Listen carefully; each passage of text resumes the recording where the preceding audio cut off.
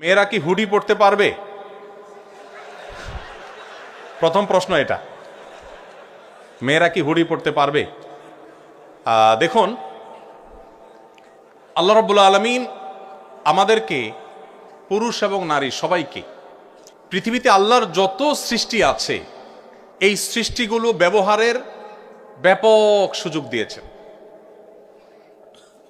আমরা হারাম হারাম শুনতে শুনতে অনেক সময় মনে করি, এই যে প্রশ্ন আসছে মনে, যে হুডি পরা যাবে, আবার হালাল না হারাম। আমরা অনেকে হয়তো জানি না, কোরআনে কারিমে আল্লাহ তাআলা হারামের তালিকা দিয়েছেন, হালালের কোনো তালিকা দেন নাই। হারামের তালিকা দিয়েছেন কেন? কারণ সিলেক্টিভ কয়েকটা আইটেম শুধু হারাম, আর বাকি সব হালাল।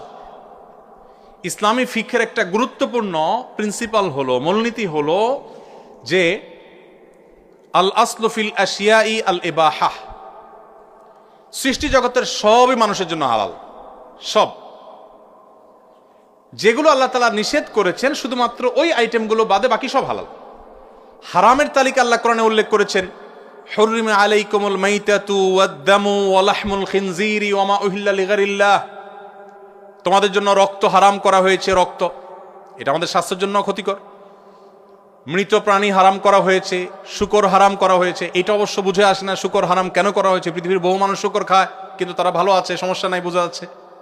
তাহলে কেন হারাম করেছেন? ওই যে আল্লাহ রাব্বুল আলামিনের সব টেকনোলজি আমাদের বোঝা জরুরি না। আল্লাহ তাআলার সকল নির্দেশের যথার্থতা যদি আমি বুঝেই যাই, আমার বুঝে আসলে আমি মানবো, না আসলে মানবো না, তাহলে তো আল্লাহকে মানা হলো না, আমার বিবেককে আমি অনুসরণ করা হলো। আল্লামা ইকবালের একটি চমৎকার কবিতা আমি বিভিন্ন সময় কোট করি। তিনি বলেছিলেন, জো সমঝ মে আ গই ও ফির খোদা কিউ কর হুয়া। যাকে আপনার ব্রেইনে ক্যাপচার করে ফেলতে পেরেছেন, তিনি আবার আল্লাহ কিভাবে হলেন? আল্লাহ তো তিনি যার সকল আদেশ নিষেধের যথার্থতা, যৌক্তিকতা আপনি সবগুলো উদ্ঘাটন করতে পারবেন না। কোনোটা 500 বছর পরে হবে, কোনোটা 1000 বছর পরে মানুষ আবিষ্কার করবে, কোনোটা 5000 পরে মানুষ আবিষ্কার করবে। যে এই নির্দেশ এই জন্য দেওয়া হয়েছে, এই যথার্থতা আজকে বুঝে এসছে।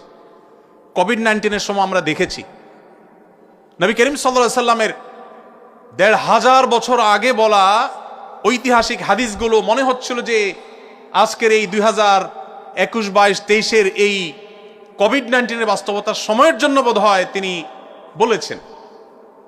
বলেছেন কোন এলাকায় যখন মহামারী হয়, তোমরা সে এলাকা থেকে বের হয়ে যাবে না, আর বাহির থেকে কেউ প্রবেশও করবে না। আমরা শাটডাউন দেখেছি, লকডাউন দেখেছি। নবী সাল্লাল্লাহু আলাইহি ওয়াসাল্লাম এই হাদিসের সাথে যদি আপনি মেলাবার চেষ্টা করেন, মনে হবে যে আজকের জন্য বোধহয় তিনি হাদিসটা বলেছেন।